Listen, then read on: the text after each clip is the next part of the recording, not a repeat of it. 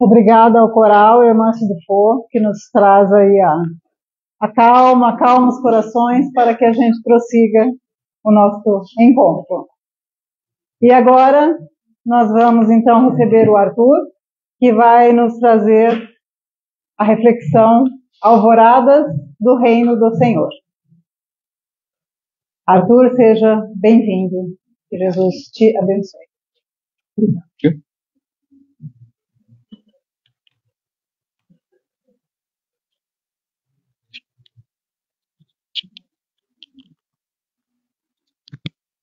Obrigado. Prezados amigos e amigas, uma boa tarde para todos nós. Que o Senhor nos abençoe nesses momentos que aqui estamos a viver, já com um início assim tão acolhedor, na palavra, na fala da nossa querida amiga Rosana. É uma alegria poder partilhar com ela dessa atividade e a gente possa assim seguir nesse mesmo clima de esperança, de alegria, de renovação, de bom ânimo que vai surgindo e se fortalecendo em nosso coração à medida que vamos nos abrindo à mensagem do Cristo e às luzes do Consolador. Eu gostaria, antes de iniciar a nossa fala, de também agradecer pelo convite na pessoa de Cecília. Depois de muitos anos, podemos retornar aqui a esta casa essa em que podemos reencontrar também corações muito queridos, não só aqui de Pirassununga, mas também da região. E isso é sempre uma das coisas mais valiosas de nosso movimento, esses ágapes de fraternidade em que nos reunimos em torno da luz de Jesus e da luz do Espiritismo. E, portanto, o alto possa nos inspirar a todos para que daqui saiamos não só mais conscientes quanto ao que nos cabe realizar na seara do Espiritismo, como também mais repletos de fé e de esperança, que são os combustíveis benditos a nos sustentar na caminhada que todos temos a trilhar vida fora. E que seja o amor sempre a luz do horizonte a nos chamar para a grandeza de nossa destinação.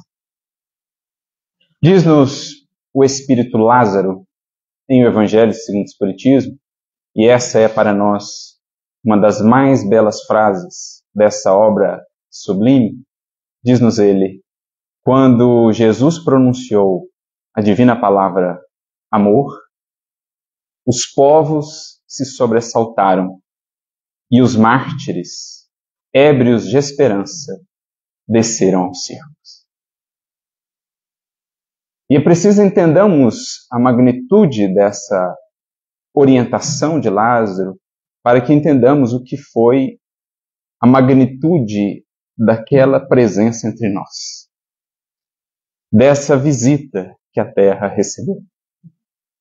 Porque é óbvio que Lázaro não somente nos fala que essa palavra esteve nos lábios de Jesus. Ela, de fato, esteve por muitas vezes.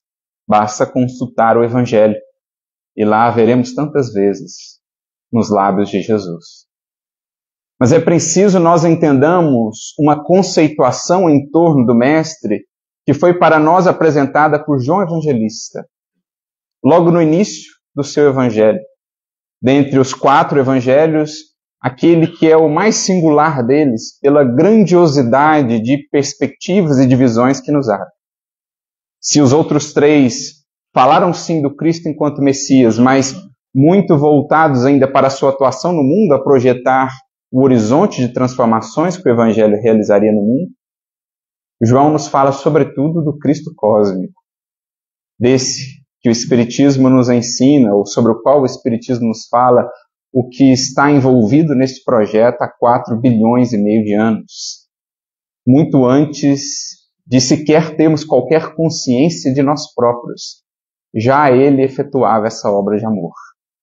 Então é desse Cristo que João está nos falando, lá no conhecido prólogo, capítulo 1 do seu Evangelho. No princípio havia o Verbo. E é interessante nos debruçarmos aqui sobre essa conceituação em torno do Verbo, que se conecta com a fala ou a orientação de Lázaro. Quando Jesus pronunciou a divina palavra amor, os povos se sobressaltaram. Se ele era o Verbo por excelência, aqui não falamos só do verbo falado, daquele baseado no som, no movimento do ar, das partículas. Jesus era, acima de tudo, um verbo que comunicava sempre, em tudo que fazia, sentia e pensava, esse amor. De modo que a simples presença dele era a afirmação dessa palavra, ou era a afirmação dessa virtude. Por onde ele passava, portanto, nenhuma criatura conseguia ficar indiferente. Algumas ainda muito cerradas em seu orgulho, muito embotadas em termos de consciência, de expansão de consciência, se fechavam ante a luz que os visitava. Talvez muitos de nós, naqueles tempos, estivéssemos nessa condição. Mas ainda assim, a luz ela é de tal modo que basta uma mínima fresta para que ela possa adentrar. Então, a luz de amor, desse verbo vivo do amor que foi acendida, por onde passava, ela deixava algum traço, algum marco nos corações que puderam com ela travar contato. Alguns, àqueles tempos, despertaram. Alguns, àqueles tempos, já se sentiram de fato assim sobressaltados, abalados em seus fundamentos mais básicos de vida, de compreensão, de sentimento, e então constrangidos no bom sentido aqui, né, impelidos por aquela força, se dispuseram, como os mártires, a descer aos circos. Outros têm se feito mais refratários ao poder dinâmico dessa força, ao poder que essa força tem de mover-nos, de tirar-nos do lugar. Muitos de nós a ela temos resistido. Mas essa é uma luta inglória, digamos, uma batalha perdida. Porque não há resistência, não há muralha que o amor não possa vencer. Já dizia um sábio, em verdade, nosso objetivo não é buscar o amor, é remover as barreiras para que ele nos alcance. Porque foi ele quem nos buscou. E é ele quem tem nos buscado desde aqueles dias inolvidáveis, mas poderíamos dizer mesmo antes disso. Porque a vinda de Moisés, como aqui já foi expressa, bem como de outros tantos missionários enviados e enviadas de Deus em todos os tempos, não era senão já parte desse projeto de amor, que no Cristo resplandeceria em seu ápice, em sua culminância plena. Jamais viram os horizontes terrestres luz mais bela, sol mais grandioso, estrela mais brilhante do que os olhos terrestres, físicos e espirituais puderam contemplar naqueles dias inesquecíveis da Boa Nova. Então, Cristo era esse verbo vivo do amor. Pelas palavras faladas, mas pelo simples olhar, fazendo ecoar essa palavra sublime, como disse Lázaro, e gradativamente conquistando os corações, vencendo, portanto, as muralhas que ainda mantemos, vem ele nos trazendo a essa grande seara de luz e de bênçãos, que é a seara do seu Evangelho, mais tarde continuada pelo Consolador.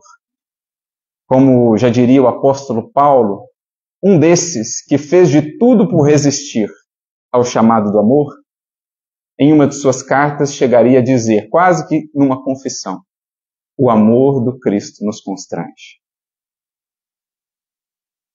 Constrange num duplo sentido, porque à medida que ganhamos consciência e vemos a dimensão de nossas limitações, vemos o quão pequenos ainda somos, quantas imperfeições ainda por trabalhar, quantos vícios a renovar, vamos ao mesmo tempo nos vendo, ainda mesmo assim e cada vez mais amados. E aí ficamos a pensar, e isso, de certo modo, nos constrange, mas o que fiz eu ainda? Ou o que já pude fazer para merecer tal amor? Mas essa é a natureza do amor do Cristo. Por isso Paulo fala tanto em suas epístolas de graça. Conceito esse que não é tão trabalhado por nós espíritas, mas que é fundamental, entendamos. A graça não será um processo mágico que nos guinda ao céu pelas vias do favoritismo, pelas vias, da isenção de lutas. Não será esse o entendimento de graça. A graça é esse amor que nos buscou quando nada havíamos feito ainda por merecer. Porque essa é a natureza do amor divino. Essa é a natureza do amor do Cristo. E quando vamos avançando em termos de consciência, percebendo-nos ainda tão falhos, tão imperfeitos, mas ao mesmo tempo tão amados, isso vai nos constrangendo. Aí entra o outro sentido da palavra constranger, que Paulo quis nos trazer. Não dá mais para sermos simplesmente o que éramos.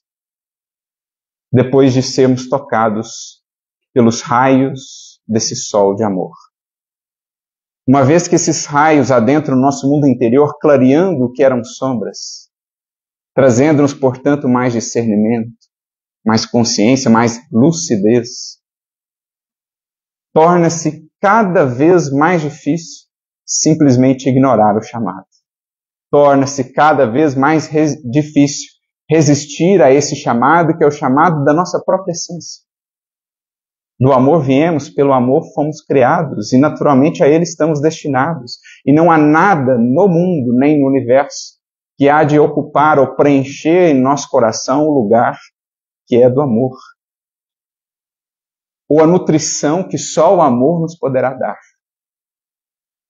Por isso, o Cristo, onde passava, exalando essa palavra, ele sobressaltava os corações, como disse Lázaro.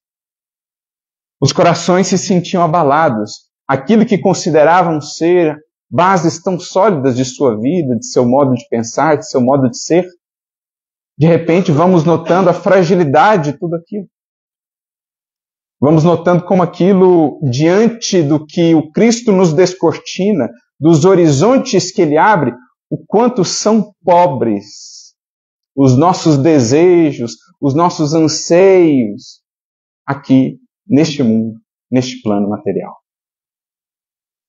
E aí, naturalmente, o movimento consequente disso é: não dá mais para me deter somente nesse horizonte, porque o que o Cristo nos abriu, nos descortinou em termos de horizonte, é tão vasto e é tão belo que o coração, cedo ou tarde, sente-se impelido a buscar aquele horizonte, a buscar aquela nova meta que se desenha para ele. Assim os mártires. Isso que nos explica a força daqueles corações que, humilhados, vilipendiados, separados de seus familiares, torturados naquelas prisões, adentravam aqueles círculos, ébrios de esperança, lembrando o cântico de esperança que a Rosana aqui mencionou para nós, ébrios, né? Aqui embriagados no bom sentido. A única embriaguez que para nós será legítima, a de esperança. Eles adentravam aqueles círculos, onde antes os gladiadores diziam a César, Ave Caesar, morituri te salutem. Os que vão morrer te saúdam. Os cristãos adentravam aqueles recintos. As feras diante deles adentravam a cantar Ave Cristo. Os que vão viver para sempre te saúdam e glorificam. Vejamos só o que pode, numa vida, uma simples mudança de horizontes. O simples descortinar de um horizonte mais luminoso, mais amplo, mais belo, pode ressignificar toda uma vida. E por isso, na mensagem do Cristo, amplificada depois pelo Espiritismo, essa vida futura, esse reino dos céus, do qual o Senhor nos fala, e Kardec, juntamente com os Espíritos, depois há de falar também, por isso, isso vai desempenhar um papel tão importante na estruturação da vida, do sentimento, das escolhas daqueles que nos propomos a seguir o Cristo pelas vias do Consolador. A vida futura, dirá Kardec, ou esse reino dos céus, para muito além simplesmente da pobreza do que é material, do pó que ao pó retorna, isso tem um poder imenso ao coração que se abre a esses horizontes.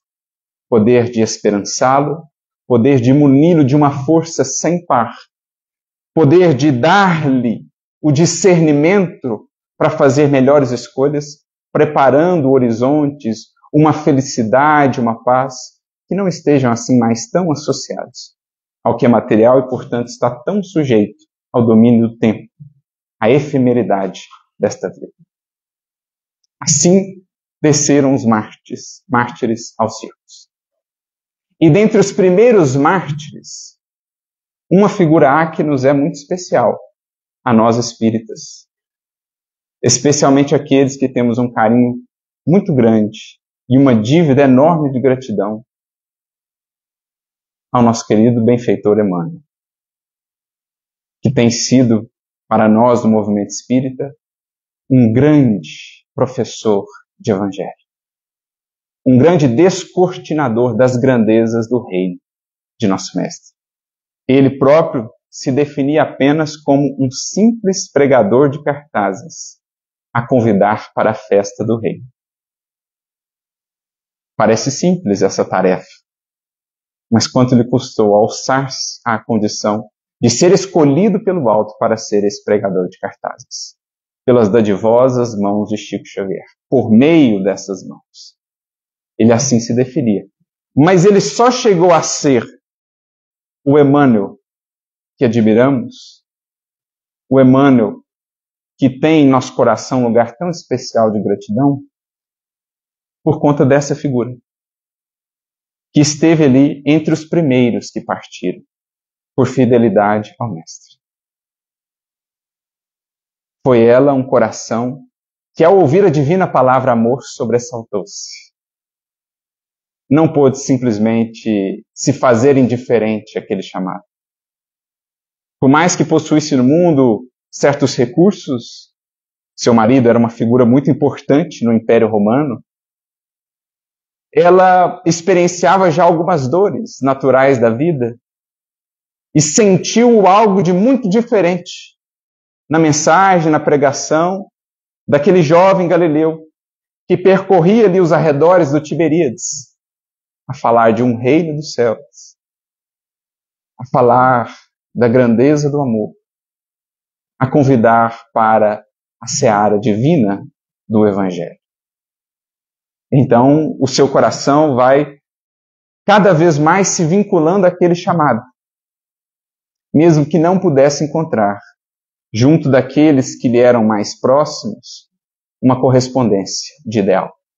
A não ser numa serva, Ana.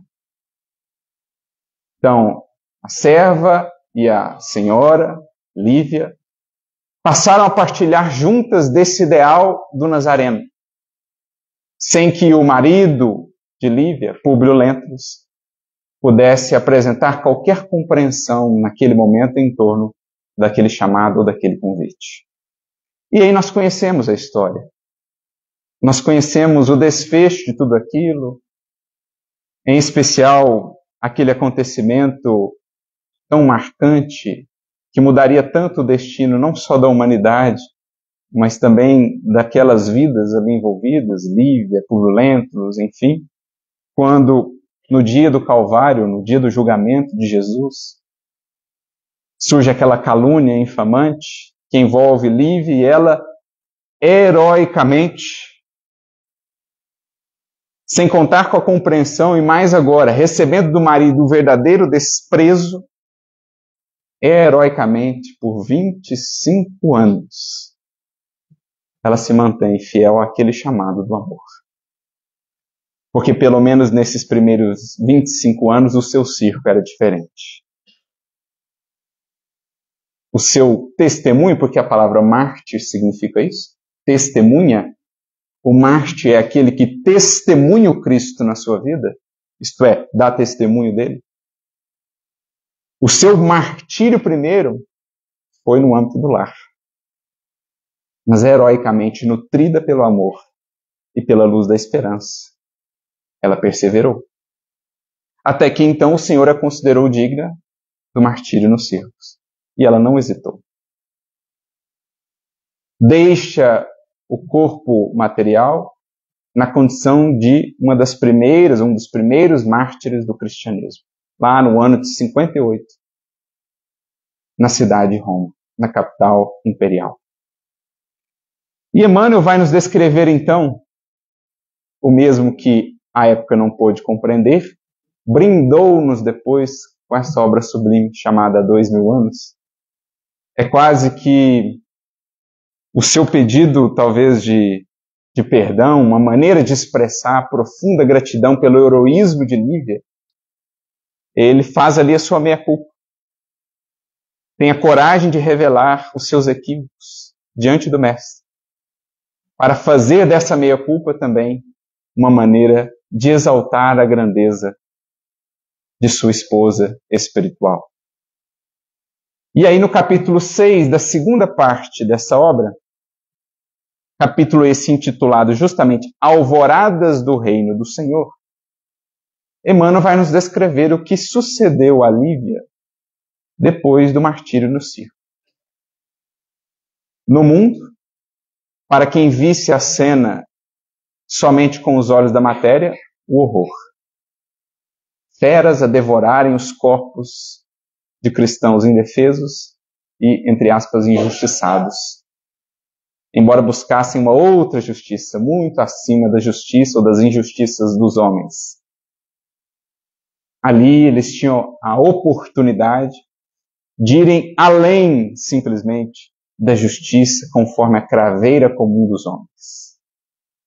Queriam partilhar algo da cruz do Mestre, de todos o maior dos injustiçados, e que nem por isso reclamou, exigiu, cobrou. Então, o Cristo, na sua solidão, na sua cruz, era para eles agora consolo, inspiração, e sentiam-se em verdade felizes em poderem partilhar algo da cruz, algo do sacrifício pela causa mais alta da humanidade, que é a causa do Evangelho nos corações. Então, aos olhos materiais, o horror. Mesmo espiritualmente, sombras a envolverem aquela arena, onde pessoas se compraziam em verem aquelas cenas. Mas um pouco acima daquilo, ou para quem tivesse o olhar espiritual um pouco mais aguçado, veria que aquelas cenas de horror na matéria, ou mesmo aquelas sombras no entorno da arena, eram rapidamente dispersadas por luzes, por cenas tão sublimes que jamais antes haviam sido vistas na terra, nem mesmo depois. O próprio Emmanuel chega a dizer que nunca se viu nas proximidades da terra cenários tão sublimes como aqueles que puderam ser vistos na recepção dos primeiros mártires. A festa que a espiritualidade ali propiciava aos corações que se mantiveram fiéis. Então assim ela é recebida. Logo reencontra um grande amigo de seu coração, uma personagem assim que nos encanta no livro Há 2000 anos, chamada Simeão, o apóstolo da Samaria. Esse amigo já havia desencarnado, aliás, é descrita a desencarnação dele na obra, uma cena também muito bonita. A fidelidade, a renúncia, o sacrifício dele para salvar Líbia.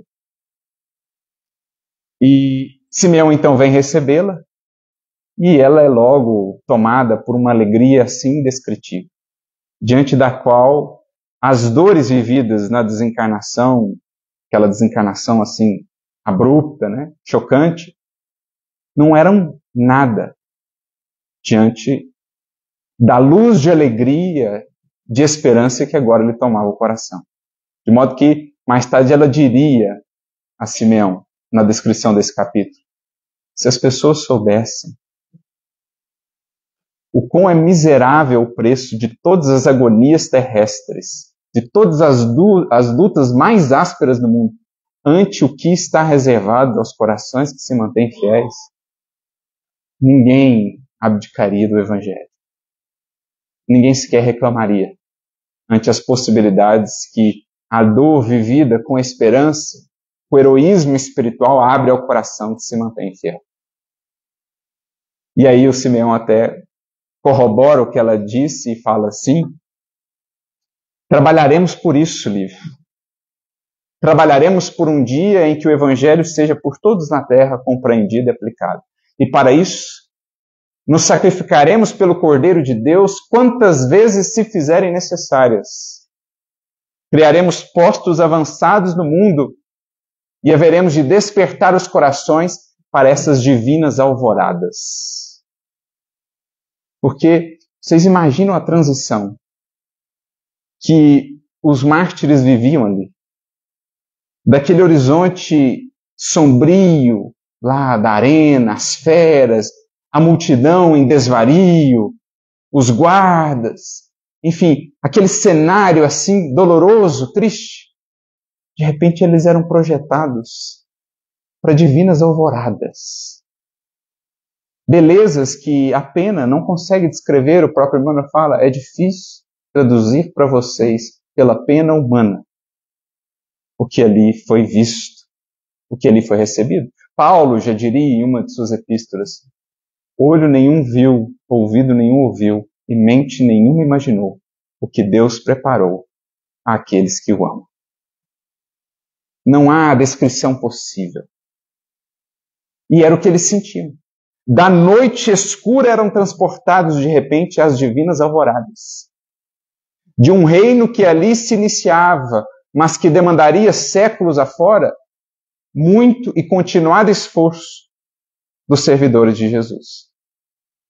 Por isso, mais tarde viria o Espiritismo, voltando lá à mensagem de Lázaro, apresentar à humanidade a segunda palavrinha do alfabeto divino, sem a qual não se entende o projeto do Evangelho. A primeira é amor. Está lá, gravada no coração do Evangelho e na vida integral de Jesus. Mas a segunda é reencarnação.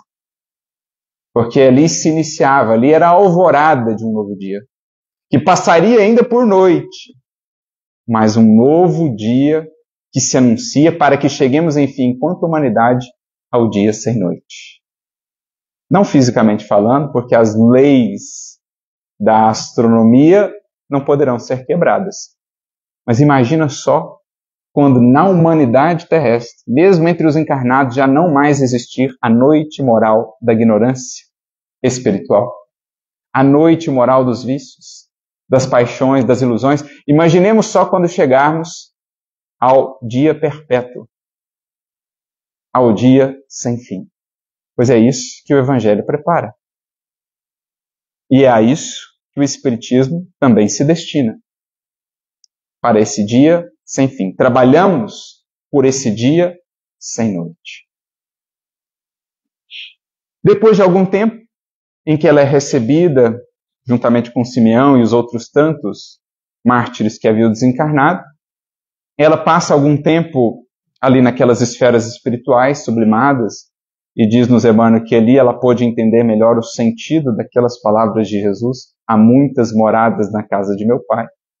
Ela visita esferas que ela mal consegue descrever, ela vê a dimensão do trabalho que se realiza, que está sempre sendo realizado, sem que os nossos olhos vejam.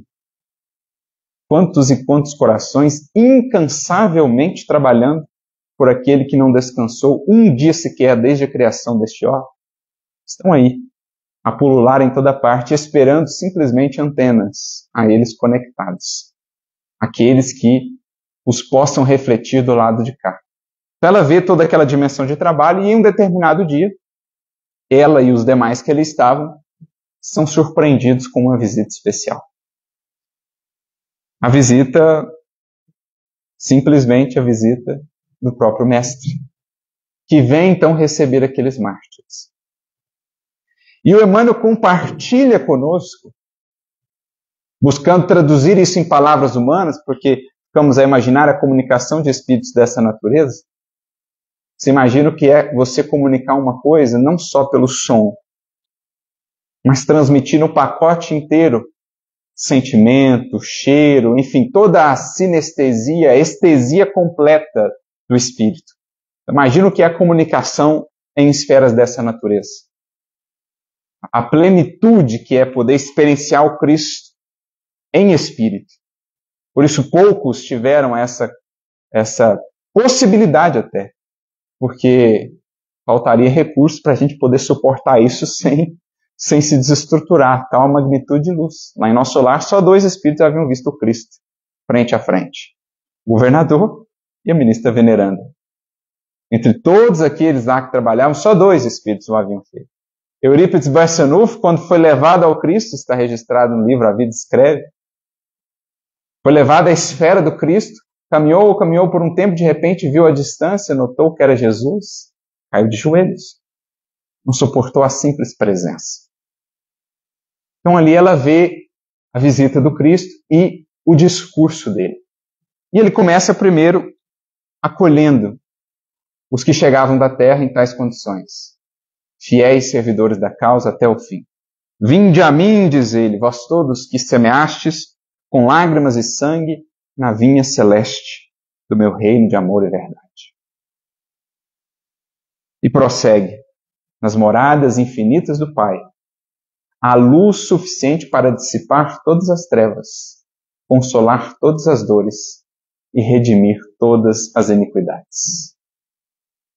Há luz suficiente, porque provinda de Deus, fonte que não se esgota, manancial que não se finda jamais, há luz suficiente para consolar todas as dores, redimir todas as iniquidades e dissipar todas as trevas.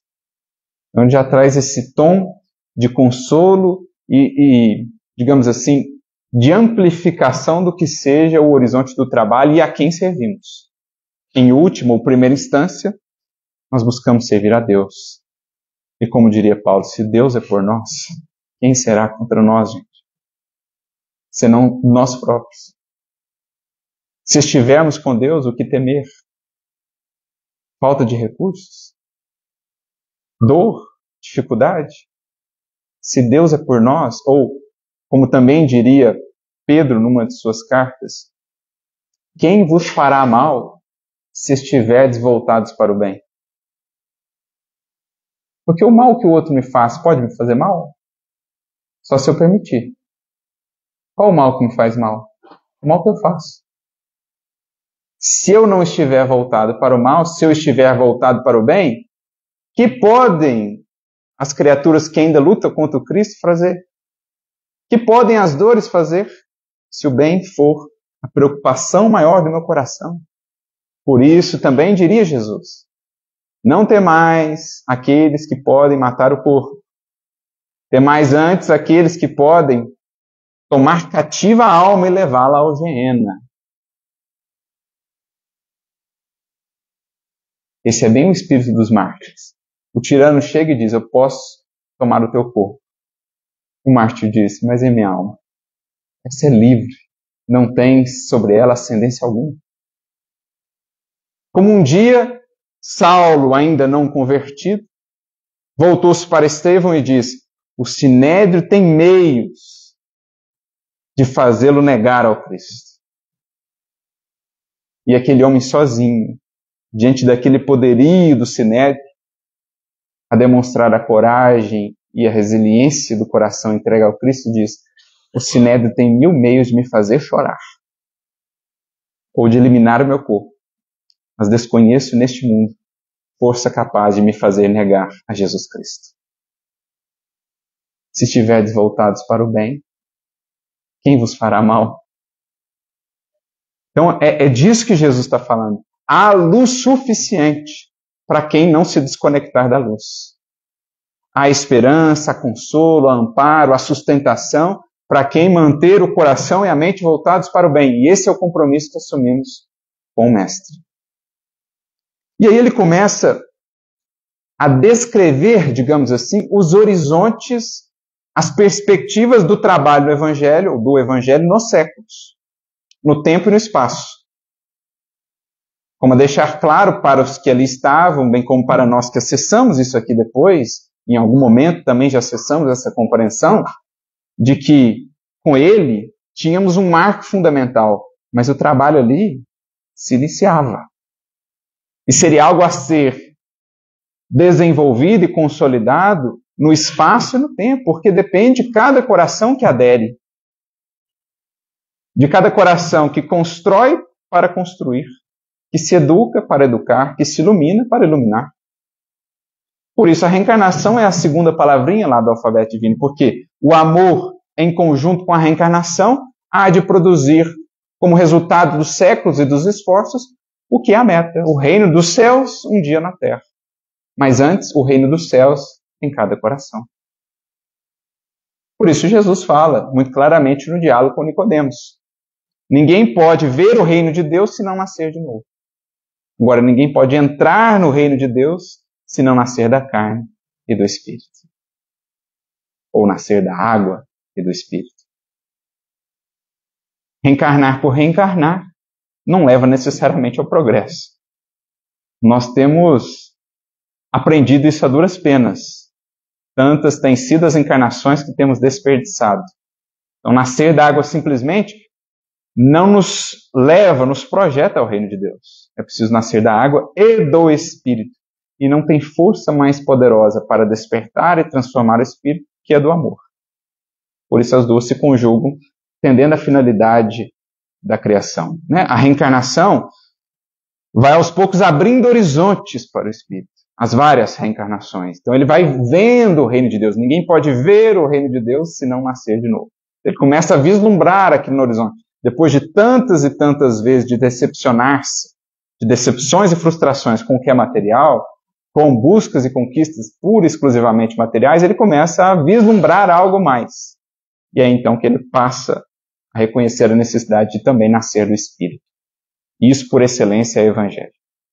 Quem está em Cristo, diria Paulo, nova criatura é. Nasce de novo. Estrutura-se uma nova vida, porque é uma mudança integral do sentir ao agir, passando por todas as etapas da cadeia.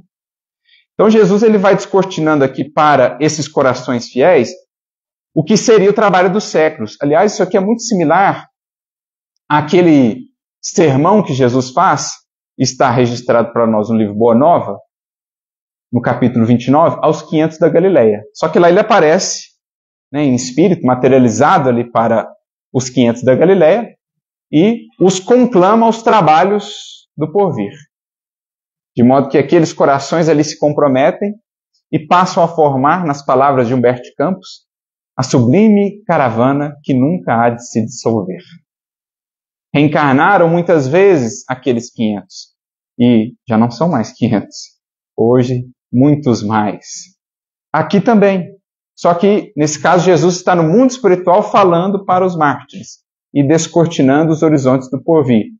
E a gente vai perceber o quanto esse discurso de Jesus aqui, ele tem ecos, ou ele ecoa um outro discurso seu, o sermão, que está lá registrado enquanto ele esteve entre nós.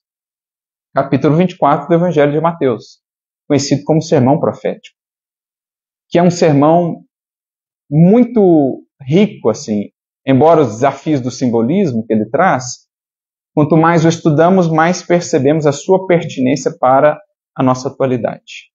O quanto Jesus ali, ele é direto, ele é incisivo, ele é cirúrgico no que se sucederia e em quais os antídotos, em quais as orientações a gente precisaria aplicar para não perdermos de foco a meta. Então a gente vai perceber muitas correlações entre os dois, de modo que esse texto que Emmanuel compartilha conosco é como que uma explicação, um desenvolvimento do que Jesus falou lá no sermão profético. E claro, no sermão profético, como é de conhecimento de muitos, Jesus vai apresentar um pouco do que seriam os desafios da transição. Momentos por hora vividos por nós. Então, os falsos profetas, as dificuldades, né, com a desinformação, com o desvio de foco, por abundar a iniquidade, a caridade muitos esfriaria. Então, uma série de problemas que vemos bem presentes em nosso contexto atual, ali estão descritos com a linguagem, claro, adaptada ao simbolismo. E aí, em determinado momento aqui, Jesus vai falar assim: entre a manjedoura e o Calvário, tracei para as minhas ovelhas o eterno e luminoso caminho. O Evangelho floresce agora como seara imortal e inesgotável das bênçãos divinas. Não descansemos, contudo, meus amados, porque tempo virá na terra em que todas as suas lições hão de ser espezinhadas e esquecidas. Então Jesus prevê o que de fato se deu, a história atesta, muitos de nós estivemos envolvidos com isso, participando disso, que aquele sublime alvorecer que perdurou ali por 2, 3 séculos, os séculos luminosos e gloriosos dos mártires, ele foi sendo, digamos assim, encoberto. À medida que o tempo foi passando, à medida que mais elementos humanos foram sendo introduzidos na própria doutrina ou no próprio movimento que surge a partir do Evangelho, o cristianismo, a gente foi perdendo aquele brilho, aquela luz pujante, porque nós como que fomos lançando outros véus, fomos projetando de nós próprios sombras, e essas sombras foram nos privando aos poucos de acessar o sol que é Jesus, que é o Evangelho em toda a sua beleza, em toda a sua grandeza. Então, o cerne da mensagem foi sendo relegado a segundo plano. A gente foi se preocupando mais com uma estruturação material, uma hierarquização, com a construção de determinados dogmas inquestionáveis, embora muitas vezes nada racionais. A gente foi estabelecendo uma série de práticas, de ritos absolutamente estranhos ao que está lá no Evangelho, em sua simplicidade, visando sempre a vida moral, a postura moral da criatura, mais do que elementos exteriores de adoração. Então a gente foi, aos poucos, perdendo contato com aquela alvorada, fomos criando de novo em nosso horizonte mental e sentimental como que brumas, como que névoas, a nos impedirem ou a impedirem que a luz do Evangelho nos alcançasse em cheio. Vivemos, de certo modo, uma noite. Do alvorecer, passamos a uma noite que perdurou por séculos. Então ele previu isso. Tempo virá em que as lições hão de ser espezinhadas e esquecidas. Depois de longa era de sacrifícios para consolidar-se nas almas, então aquela era inicial dos mártires, os 3 séculos, como queiramos, ou 4 séculos, a doutrina da redenção será chamada a esclarecer o governo transitório dos povos, mas o orgulho e a ambição, o despotismo e a crueldade hão de reviver os abusos nefandos de sua liberdade. Então, nessa escolha entre o que era a proposta do Cristo, a prezar pela simplicidade, pela renovação íntima, a prezar pela fraternidade a toda prova, pelo amor como ideal soberano e superior a tudo, a gente foi deixando com que a ambição, o egoísmo, o despotismo, a crueldade fossem aos poucos cerceando aquele manancial, cerceando os raios desse sol de chegarem até nós e também a outras criaturas. O culto antigo, com as suas ruínas pomposas, buscará restaurar os templos abomináveis do bezerro de ouro. Então, no próprio seio do cristianismo, a gente foi incorporando culto a outras coisas. Outras coisas passaram a ser mais importantes do que aqueles valores fundamentais do Evangelho, a tal ponto que chegamos a conceber que seria viável, que seria razoável até mesmo perseguir ou matar em nome daquele que foi o príncipe da paz. Ora, como chegamos a esse ponto? Só cultuando outra coisa que não o Evangelho em sua pureza. Aí ele segue falando, né, desses desafios, desses equívocos, especialmente no âmbito religioso da vida, onde talvez temos mais tropeçado ao longo dos séculos, porque lidamos também com coisas mais sagradas e sublimes e, portanto, também mais desafiadoras. E aí ele chega e diz assim: quando se verificar este eclipse da evolução dos meus ensinamentos, nem por isso deixarei de amar intensamente o rebanho das minhas ovelhas tresmalhadas do aprisco. Quando ocorrer esse eclipse, então, o Cristo foi um alvorecer para a terra. Voltando ao prólogo de João, uma das frases que eu mais gosto ali do Evangelho de João, nele havia vida, e a vida era a luz dos homens. A definição de João em torno do Cristo. Nele, a vida. O que é vida, nós vemos em Jesus. Nós estamos nos esforçando por descobrir o que é de fato viver. Saindo do plano da simples existência para descobrirmos que não há vida de fato abundante longe do amor, longe da humildade, longe do espírito de renúncia, longe da misericórdia. Estaremos sempre tolhidos, limitados em nossa apreensão do que seja vida. Mas nele havia vida, e essa vida resplandeceu ante os olhos deslumbrados da humanidade.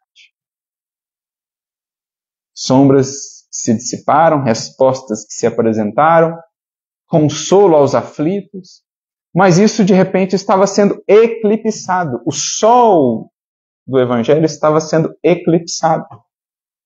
Os que deveriam ter a tarefa de refletir a luz desse sol estavam esquecendo-se de sua função.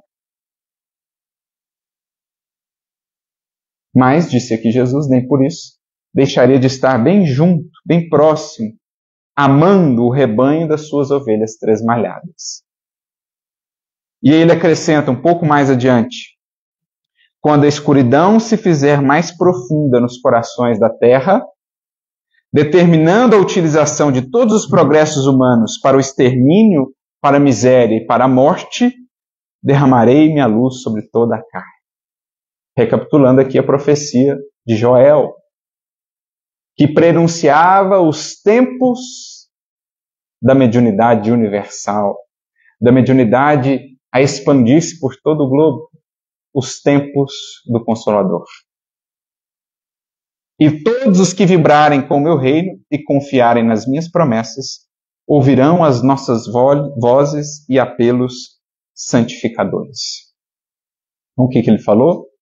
Quando se desse o eclipse dos seus ensinamentos, e quando a humanidade mergulhasse numa sombra muito profunda, em que todos os seus desenvolvimentos, as suas conquistas estivessem a serviço da morte, como ele diz aqui, da miséria, do extermínio, do materialismo mais profundo, né? Da negação da própria alma, do próprio Criador, quando assim se desse, ele interviria e faria derramar sobre a carne sua luz, um novo alvorecer.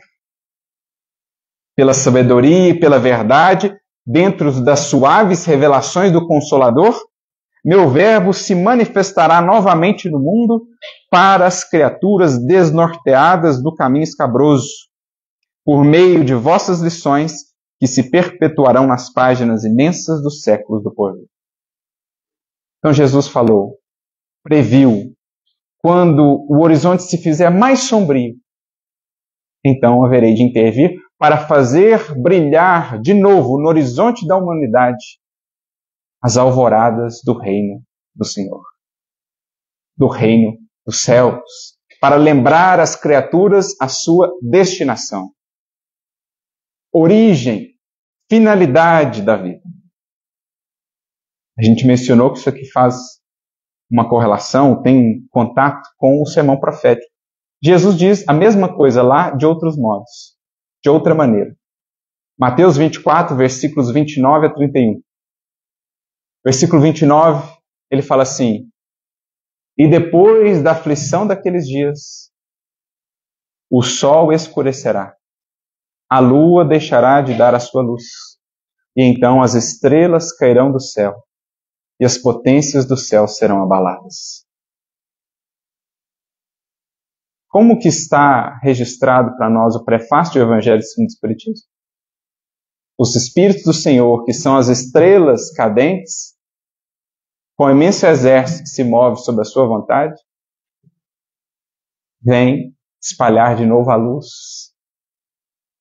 Vocês acham que é por acaso que o Espírito de Verdade escreve essa mensagem e inspira Kardec a colocá-la como prefácio? Deu o Evangelho segundo o Espiritismo, a obra hoje aqui homenageada, neste ano relembrada pelos seus 160 anos? Quando o sol escurecesse, muitas pessoas pensavam, nossa Senhora, sol, quando chegar o juízo final, os tempos finais, o sol vai se apagar. Para o nosso sol se apagar, faltam ainda bilhões de anos. Fiquemos tranquilos quanto a isso. Mas não é desse sol que Jesus fala. É do seu Evangelho. Quando o sol se apagasse, porque eclipsado pelos interesses humanos, o que vocês acham que Emmanuel usa essa palavrinha aqui? Quando se verificar este eclipse da evolução dos meus ensinamentos. O que é um eclipse? A Lua, que tem a função para nós aqui na Terra, assim estabelecida pelos arquitetos divinos, de refletir a luz do Sol para as noites humanas, o que acontece quando a Lua se coloca na frente do Sol? Ela eclipsa a luz do Sol e perde a luz própria. Que ela não tem luz própria em verdade, é um reflexo. O que aconteceu com o cristianismo, com nós os cristãos, quando nos colocamos à frente de Jesus? Deixamos de refleti-lo, portanto perdemos a nossa possibilidade de radiação e ainda obscurecemos, criamos empecilhos para que a luz dele chegasse a outro. Porque temos milhões de espíritos com profundas resistências ao Cristo e ao Evangelho no mundo ainda? Porque os satélites de outrora, que deveriam nos refletir a luz do sol de maior grandeza que é Jesus, nós o eclipsamos. Mas o Senhor então interviu e, em não existindo o sol, enviou as estrelas.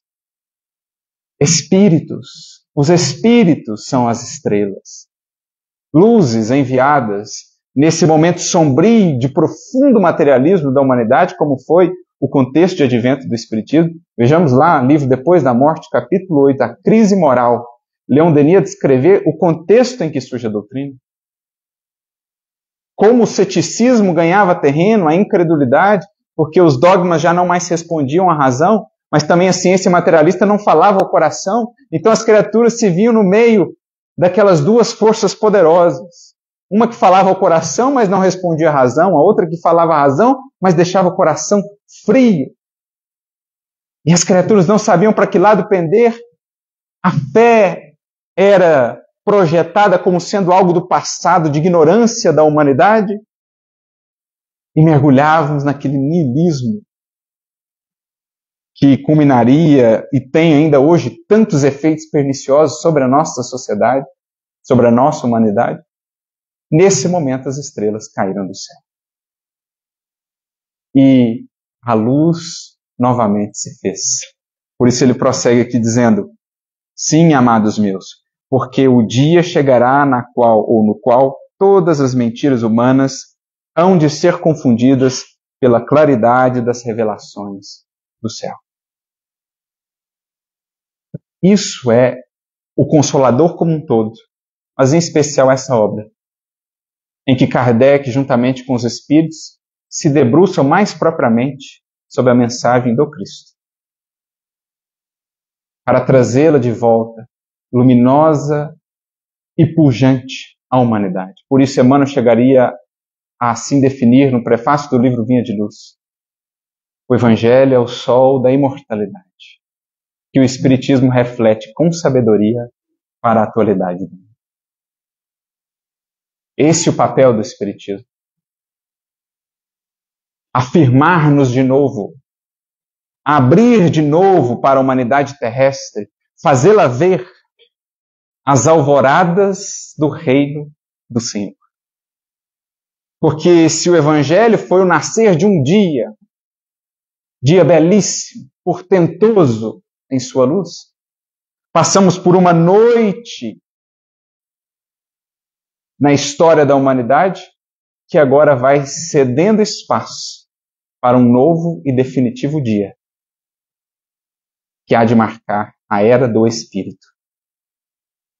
Porque Paulo chegaria a dizer na sua primeira epístola aos Coríntios, quando ele fala da morte: onde está, ó morte, a tua vitória? Ele dizia assim, que o último inimigo a ser vencido é o da morte. Imagina o dia em que a morte não tiver sobre nós o poder que ela tem hoje. De assustar, né? De não refletirmos sobre o que é ela ou o que vem depois dela. Imagina só o dia que todos os encarnados tiverem entendido o que Cristo disse no diálogo com a irmã de Lázaro, João capítulo 11. Se alguém crê em mim, ainda que morra, viverá. Mas se alguém crê e vive em mim, esse alguém nunca mais morrerá. Entende o que Paulo queria dizer? O último inimigo a ser vencido é a morte, porque no dia que você crer e viver em Cristo, não tem morte. Não há mais império da morte. É o que explica a coragem dos mártires. E é o que se prepara nos tempos que nós estamos vivendo, gente. Nós estamos vivendo o exato momento, claro, um período em que se está preparando isso. Uma noite que vai perdendo terreno. Estamos ainda em escuridão, em muitos aspectos, sim. Mas já é possível divisar, para os olhos de ver, os rubores da alvorada. Da alvorada dessa nova era e definitiva era, a do Espírito. Porque é sobretudo um alvorecer consciencial. O Espírito que se entende como tal e que vive como tal, não pode mais ser polido pelas sombras da morte, pelas sombras da ilusão. Porque já há claridade demasiada em sua consciência, em seu coração, para que volte de novo a essas formas. Então, é isso que estamos vivendo agora. Isso me faz recordar uma cena, e Emmanuel vai comentar sobre ela no livro Trilha de Luz, capítulo 8. Então, uma mensagem comentando, o título é Meia-Noite, em que ele comenta um versículo do capítulo 16 de Atos dos Apóstolos, se não me falha a memória, versículo 25, em que Lucas descreve a prisão de Saulo, já Paulo a esse tempo, e Silas, na cidade de Filipos. Foram presos, flagelados, mais uma vez. Paulo já tinha lá o currículo, né, a ficha corrida de Paulo de flagelo e prisão já era extensa. Foram presos injustamente, por óbvio, porque divulgavam a mensagem do Cristo. Flagelados, lançados à prisão. Era meia-noite. Noite densa. Não só fisicamente falando. Você imagina, se você fosse preso injustamente, sem saber quando você vai sair, que nem advogado você tinha. Como é que eram as prisões daquele período? Você foi flagelado, seu corpo está doendo para valer. Costas estão abertas. Suas mãos e seus pés estão atados. É noite, você não vê um fiapo de luz. Como é que estavam Silas e Paulo na prisão? Cantando hinos a Deus. meia-noite. E aí os presos começam a ouvir aquilo, vão se aproximando. O que é isso? Quem que está cantando numa circunstância como essa? Ainda mais, os caras foram flagelados hoje, chegaram aqui e estão cantando? O que é isso? Os presos começam a se aproximar. E Paulo, que nunca perdia a ocasião de anunciar as alvoradas do reino do Senhor, porque, embora para a coletividade humana ela demandaria ainda mais tempo, para cada espírito a alvorada pode ser agora, desde já. Ele anunciava e os presos começaram a ouvir, ficaram interessados, foram se aproximando e tal.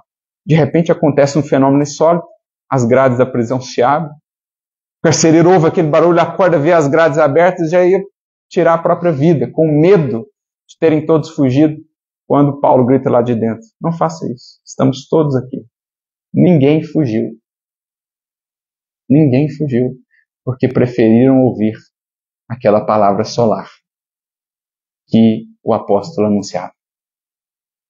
Porque lá fora, seus corpos poderiam estar livres, mas aqui dentro, enquanto não se libertassem por dentro, enquanto não fosse dia aqui dentro, que adianta caminhar só em busca dos dias lá fora? Eu comentando esse meia-noite, no livro Trilha de Luz, Emmanuel fala, olha, essa cena ela é muito simbólica, porque ela também reflete os tempos que nós vivemos. De certo modo, nesse ápice da transição, nós estamos como que vivendo essa meia-noite, ou essa madrugada que começa a caminhar para um alvorecer. Porque vemos sombras, sim, ainda em muitos aspectos da sociedade. O quanto ainda de egoísmo, de interesse pessoal, de corrupção, o quanto ainda de abusos nós vamos encontrar, de toda sorte, guerras, etc. Então ainda é sombra. Ainda há expressões marcantes da noite. Mas quem é o cristão nesse contexto? Quem é o espírita nesse contexto?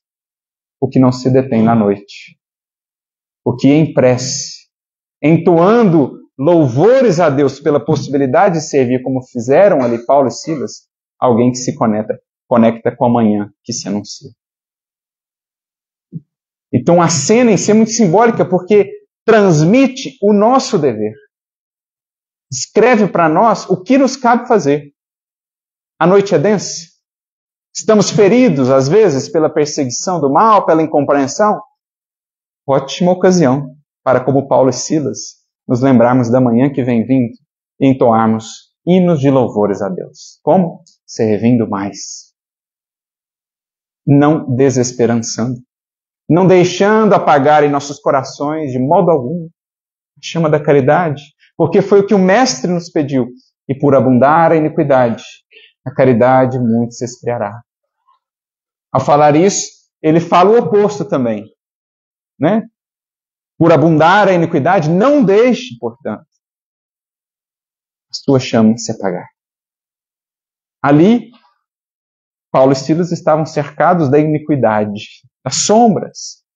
No entanto, acendem a luz do Espírito, a luz da fé, da esperança, a luz do amor. Porque mesmo feridos, mesmo injustamente naquela condição, segundo a dinâmica do mundo, não deixavam de servir. Como dizer que o amor é e sempre será o recurso maior que temos de cura, de libertação, de esperança, de sustentação para a tarefa, como tantos e tantos nos têm ensinado. Sermos fiéis ao amor a toda prova. Por mais seja criatura, uma criatura difícil de conviver, por mais seja criatura que se equivocou, que nos fere, que não nos compreende, não há caminho diferente do amor. Para o cristão não há.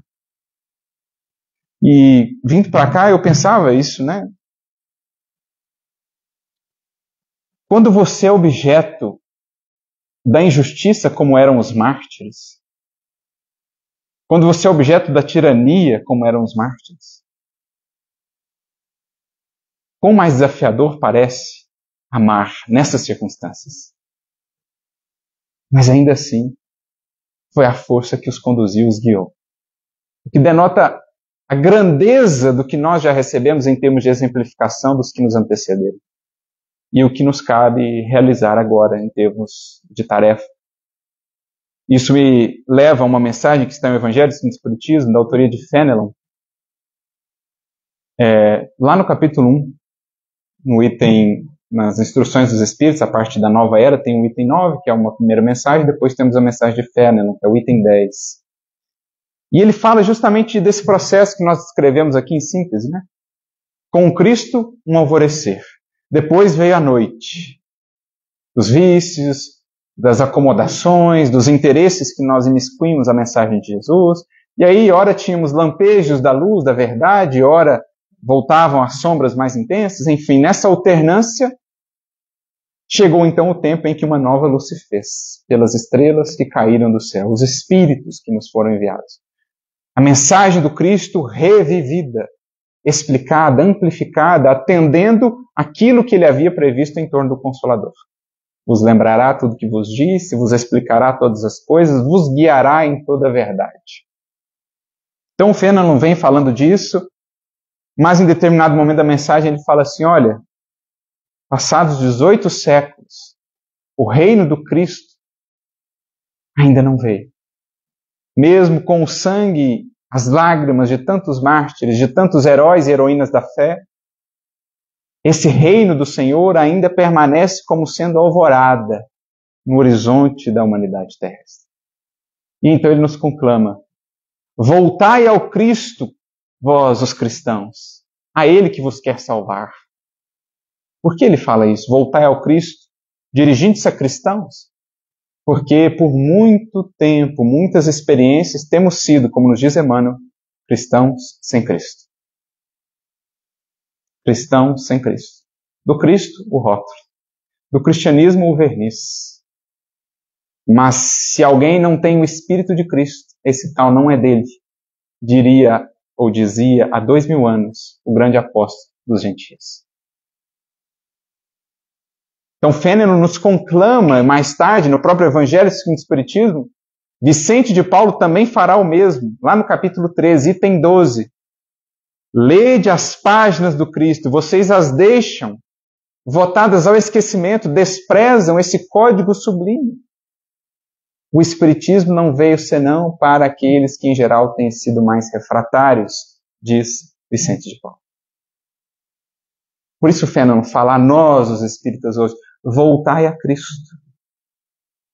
Do Cristo não mais o nome, do Cristo a vida, do Cristo o amor, do Cristo a esperança, do Cristo a integralidade de uma vida a Ele consagrada. Porque enquanto não entendemos que Evangelho e Espiritismo em nossas vidas passa por um compromisso integral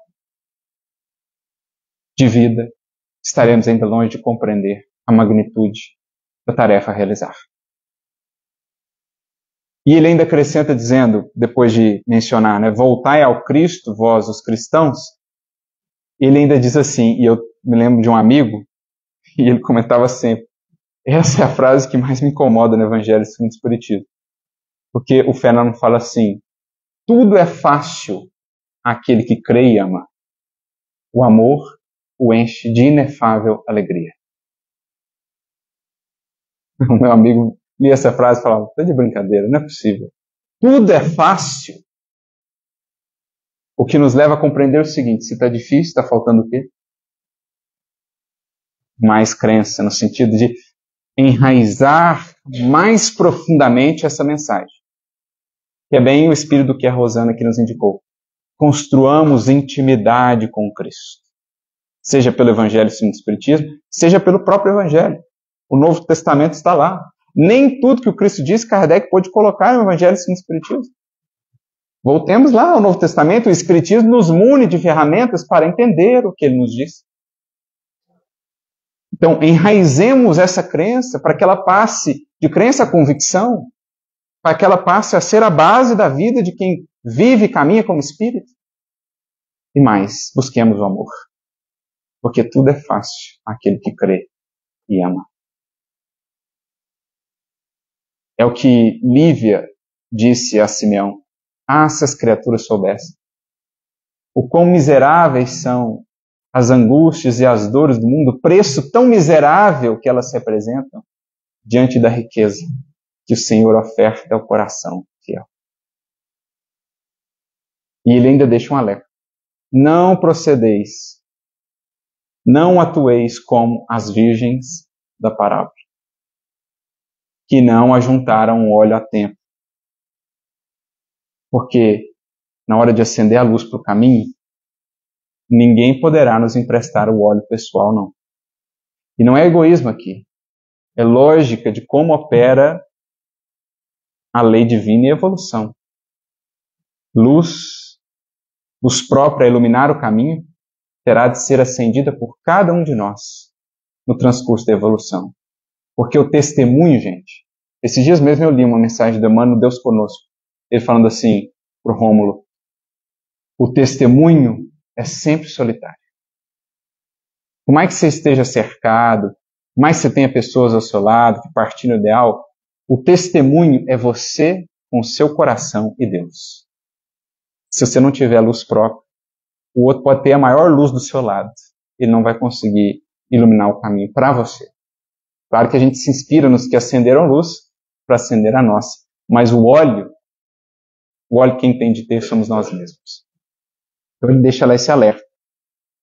E isso me trouxe a uma outra mensagem do Emmanuel, que anteontem, inclusive, eu descobri, a primeira vez que eu li essa mensagem, né? Por mais que a gente leia Emmanuel praticamente todos os dias, há uns bons anos, essa foi a mensagem que eu li, essa mensagem eu li pela primeira vez há 2 dias.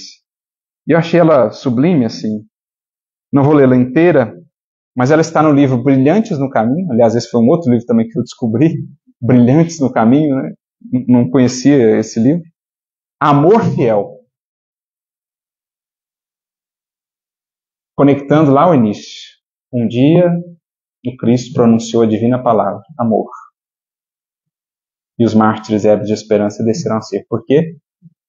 Porque descobriram, porque construíram um amor fiel. E é dessa fidelidade que o mundo precisa ao Cristo. É dessa fidelidade, ou é com essa fidelidade que ele conta. Porque em determinado momento da mensagem, Emmanuel vem falando das dificuldades que nós vivemos na transição, falando como que certas visões religiosas não mais respondem ao anseio dos corações, que tem, como ele diz aqui, fome de verdade de Deus, mas que não encontram aquilo que nutre ao mesmo tempo coração e razão. Que nutre essa fome de Deus, mas também de verdade, de compreensão da lei divina. Ele vem falando isso. Em semelhantes contingências, o homem verificou que era impossível conservar insatisfeita a sua fome de verdade de Deus. Então, boa parte dos dramas que nós vivemos hoje enquanto humanidade é a descoberta por parte de cada um dessa fome que ela tem de verdade de Deus, mas que ela tem buscado preencher com outras coisas. Então nós estamos despertando para isso agora. Que a sede que nós temos, o mundo não poderá saciar, tampouco a fome que temos, o mundo poderá nos nutrir, alimentar. A época das máquinas chegou, diz Emmanuel, aos vossos círculos, tentando sufocar-vos preciosas conquistas. Problemas angustiosos surgiram em toda parte, porque naturalmente elas vêm a serviço de um progresso, para nos libertar, digamos assim, nos eximir de certas atividades para que tenhamos tempo para outras.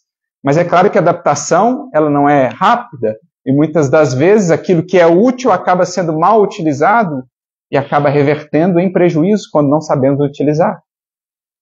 Isso vale para todos os inventos humanos, inclusive para as tecnologias mais recentes que temos descoberto. Da inteligência artificial, chat GPT, as redes sociais, seja o que for. A imaginação envenenada, por séculos de vícios, de interesse pessoal, criou postulados políticos perigosos. E os monstros da guerra voltaram a pairar ameaçadores sobre o lar humano.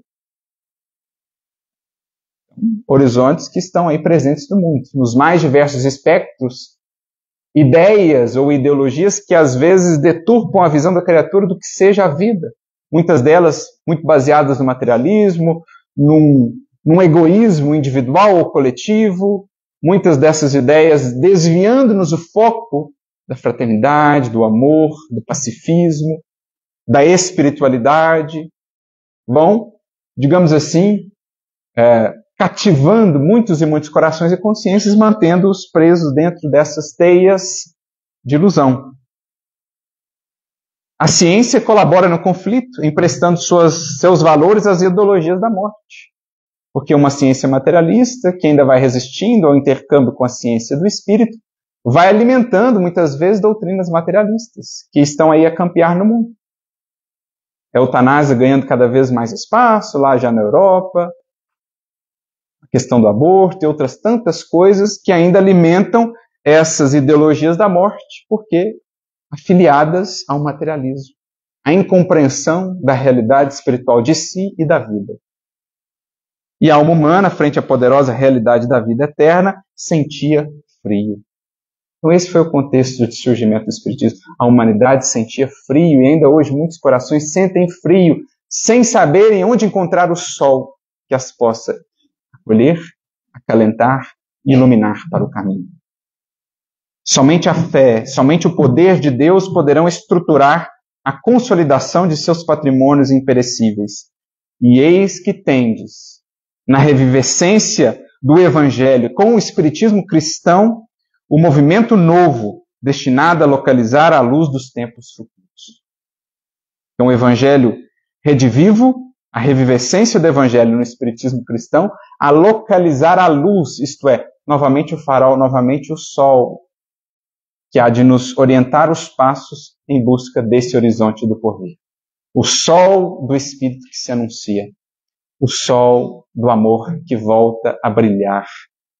O sol da verdade poderoso, diria Eurípides Barçanufo, que volta a raiar para as consciências no mundo. Para aqueles, claro, que quiserem deixar as suas furnas de ilusão. O Espiritismo é tal qual o Cristo, a dizer para Lázaro, sai para fora, a convidar a humanidade de volta a banhar-se no sol da verdade e do amor. Estamos, porém, sob o ponto de vista religioso, quase sós. E a obra pede corações devotados e braços cheios de heroísmo. Que essa área é grande, mas os ceifeiros são poucos, já dizia Jesus. Porque ceifeiro verdadeiramente comprometido, gente, ainda são poucos. Mas um coração valoroso com Cristo vale por 100, vale por 1000. Exemplos não nos faltam disso. O quanto fez um Eurípides, o quanto fez um Bezerra, o quanto fez um Chico, o quanto fez um Caibar Schutel. Corações que valiam por 1000, pelo heroísmo nos braços e pela devoção a toda prova. A humanidade está cansada de promessas e de livros, de teorias e de interpretações literais em torno do Evangelho. Ao longo dos séculos, muitas promessas, quantos e quantos livros. Às vezes a gente vai se debruçar um pouco sobre as visões mais tradicionais da teologia, a gente vê que tem rios e rios e rios de tinta escritos sobre tal epístola de Paulo, sobre tal epístola de Pedro, sobre tal trecho do Evangelho. Mas o sentido, a interpretação está tão longe da realidade que o Espiritismo nos revela.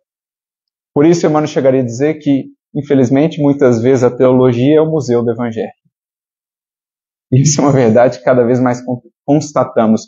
Rios e rios de tinta escritos, mas longe de uma realidade, baseada nos fatos, nos fenômenos. Daí a fortaleza do Espiritismo, daí a base tão sólida do Espiritismo, como Kardec vai falar no capítulo 1 do livro A Gênese. Então, muitas teorias, muitas promessas, interpretações literais, ainda hoje, em torno do Evangelho, quantas interpretações, às vezes tão superficiais. Eu me recordo, há algum tempo, a gente fazia um estudo lá no NEP, depois a gente transformou numa palestra, em torno de Adão e Eva. E assim, quantos corações a gente já travou contato, às vezes dentro do próprio Espiritismo, que reputam aqueles textos a um passado obscuro, infantil, ingênuo da humanidade, como se nenhum valor tivesse. E você vai fazer o estudo à luz do Espiritismo, você vê, meu Deus do céu, que grandeza de conceitos, de estudo da natureza psicológica do ser humano, ali. Agora acessados pelas chaves do Espiritismo, do Evangelho redivivo. O homem reclama os frutos do tempo, e é por essa razão que Jesus espera dos colaboradores da atualidade as máximas expressões do amor fiel. A restauração do Evangelho não virá sem revivescência dos sacrifícios. Claro que os círculos serão outros, mas não imaginemos que a revivescência do Evangelho virá sem sacrifícios. Que o coração que entrou na seara com Cristo e nela tem perseverado sabe a dimensão das renúncias e dos sacrifícios que lhe serão pedidos.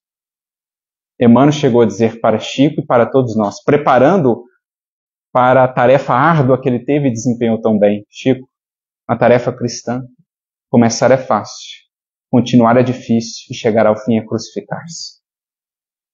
E mesmo tendo pouco tempo de caminhada na seara espírita, quantos corações já temos visto ficarem pelo caminho? Mas o chamado do amor está aí a ecoar. A palavra divina segue sendo pronunciada e agora aos quatro ventos, em todos os cantos, pelas vozes dos imortais, convidando de novo os que estão dispostos a descerem aos círculos. Não os círculos das feras, mas o mundo, convertido em circo, pelas ilusões que ainda campeiam, pelas perseguições que surgem naturalmente àqueles que querem apresentar um paradigma, uma proposta diferente de vida. O humilde, pela simples humildade cultivada, há de incomodar ainda por muito tempo o orgulhoso ou os orgulhosos e ser por eles perseguido. O que se propõe a perdoar será ainda por muito tempo taxado de tolo. O que se propõe a amar a toda prova será por muito tempo ainda na terra tido como um utópico, como um insano. Mas não foram esses os que transformaram a história da humanidade? Os que acreditaram nisso e foram fiéis a esse amor? As catacumbas antigas estão distantes. Os círculos do martírio desapareceram, mas prevalece ainda a zona inferior da vida que o discípulo precisará combater e vencer para a vitória do Mestre Divino. Em nós, primeira instância de luta, de batalha, mas também resistências do entorno. Até que a luz prepondere, a sombra muitas vezes buscará cercar aqueles que acendem luzes no caminho. O livro é a oração de cada um. O ensinamento é o exemplo vivo. A crença é a vida íntima, cultivada com Cristo, né? Eis porque compreendemos a extensão de vossos trabalhos e renunciações. Ele está falando a nós, espíritos. Está dizendo, eu compreendo a dimensão dos vossos trabalhos e renunciações. Ele falava isso ao Chico, que psicografava a mensagem. Ele falava isso aos que leriam a mensagem naquele dia. Mas ele fala isso a nós, os que aqui já estivemos dispostos a ser fiéis a esse amor. Não vos desanimem, todavia, as hostilidades encontradas. Jesus permanece ao lado dos discípulos fiéis até o fim dos séculos. Não vos faltará o apoio divino, como não vos faltarão os alvitres do alto. O Senhor guiará os nossos passos, desde que lhe ofereçamos a terra do coração. Que os seus mensageiros encontrem sempre em vossas almas o terreno preparado às divinas semeaduras. Eis o que nos está proposto, meus amigos. Um eco daqueles séculos, daqueles dias gloriosos que a humanidade viu quando do advento do Evangelho. De novo, um novo alvorecer, um novo dia a se anunciar. Felizes os que puderem trabalhar com essa consciência ou com essa perspectiva de que não são somente os trabalhadores da última hora de uma noite que passa, mas sim da primeira hora de um dia que se afirma. A todos que o Senhor nos abençoe e que repitamos sempre na Câmara Sagrada do Coração, sejam quais forem os horizontes que se nos anunciem, repitamos sempre como os mártires de outrora, sobressaltados pela força convidativa e transformadora do amor. Ave Cristo. Muita paz a todos.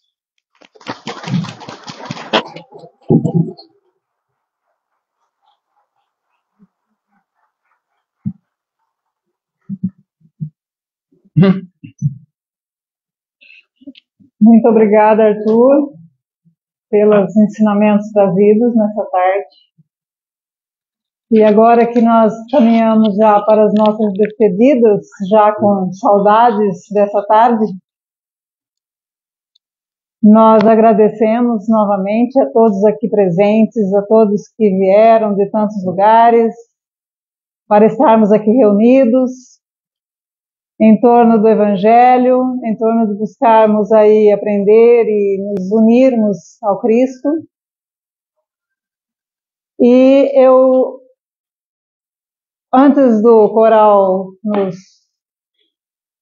cantar aí mais um pouquinho para nós, eu peço ao Tó, que é o representante do ar, do nosso amo, que venha aqui fazer para nós uma prece, e logo na sequência o coral vai cantar para nós, para nos despedirmos nesta tarde grandiosa em que estivermos reunidos.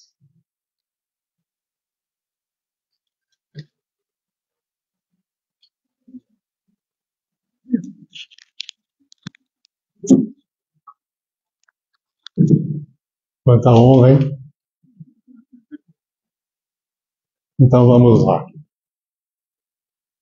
Depois dos discursos que foram feitos aqui, não foram apenas discursos, né? Mas nos relembrar a respeito daquilo que esquecemos no dia a dia. É tão prazeroso encontrar um ambiente pelo qual todos unidos pelo mesmo ideal ainda nos dão a certeza e a força necessária para podermos caminhar. Por isso, agradecemos, Senhor, pela união que temos, pelo ideal que abraçamos, pela sustentação com o qual o Senhor apoia a todos nós. E reunidos, somos mais fortes. Mas que o trabalho individual é imprescindível, a começar dentro de nós mesmos. Que o amor de Jesus possa habitar o nosso coração em todos os momentos, reforçando a nossa fé, nos lembrando do compromisso com a chegada triunfante, a perfeição e a glória. Que a paz do Divino Mestre possa estar com todos e com cada um, e que assim seja.